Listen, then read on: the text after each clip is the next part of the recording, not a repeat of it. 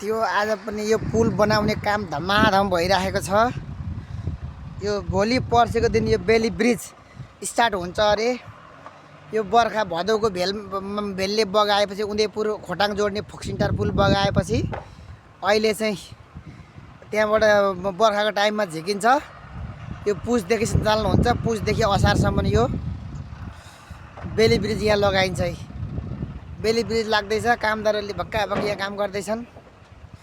उता आधी जोड्दै ठेल्दै आधी जोड्दै ठेल्दै गरिरहेछन् यहाँ पुल। यसरी माटो पुर्ने ट्रकबाट माटो पुर्ने भक्का भक पुरिरहेछ। ल धमाधम यही यस्तो कोसीमा पुल लाए यो 15 दिनमा पुल लगाइसक्छन्, 15 दिनमा झिकिसक्छन्। कस्तो सजिलो यो टेक्नोलोजी भनेको। यो अमेरिकन टेक्नोलोजी हो क्या रे यो।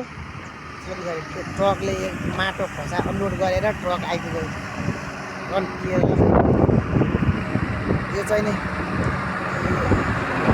लगभग 15 दिनमा यो सक्ने रहेछन्। त्यहाँबाट खोटाङ र पूर्वबाट विराटनगर दिक्तेल, यहाँबाट चाहिँ गाईघाटबाट दिक्तेल जाने बसहरू लाग्छन् यहाँ है।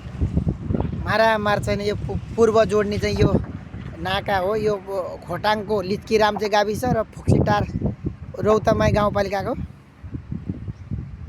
यहाँ जोड्ने कार्यक्रम धमाधम हुँदैछ है। काम गर्नेहरूले काम भक्टाभक गरिरहेका छन्। यस्तै चलिरहेको छ। यस्तै यहाँ धुलै धुलो काम पो नहुने त। काम भएपछि पैसा भएपछि काम जति पनि हुँदो रहेछ है। सबभन्दा ठुलो कुरो पैसा रहेछ है। पैसाले सबै काम गराउँदो रहेछ। सबै कुरो गराउने रहेछ नि। पैसा भएपछि सबै चिज हुँदो रहेछ है। भक्का तार जाली बुन्ने कामहरू धमाधम भइरहेछ। भक्का भक तार जाली बन्ने काम हुँदैछ। यतापट्टि सक्यो ए ल यहाँ भक्का भक तार जाली बन्ने काम भइरहेछ। यहाँ कोसीको छेउमा, सुनकोसीको छेउमा। पैसा चाहिँ भने 1 रुपैयाँ दिएछ हैन। पैसा दिइहाल्छ नि ठेकेदारले। के चाहिँ लाछ हैन। पैसा काम लगभग सकिन लाग्यो। पैसा दिएछ हैन। होटलमा भात खाइएको छ। ठेकेदारले भनिदिएको होला नि भात त। 300 रुपैयाँ ठेकेदारले 300 जाली हाल्छ 300 भनेको। कति दिनमा तपाईहरु काम गरेको दाइ?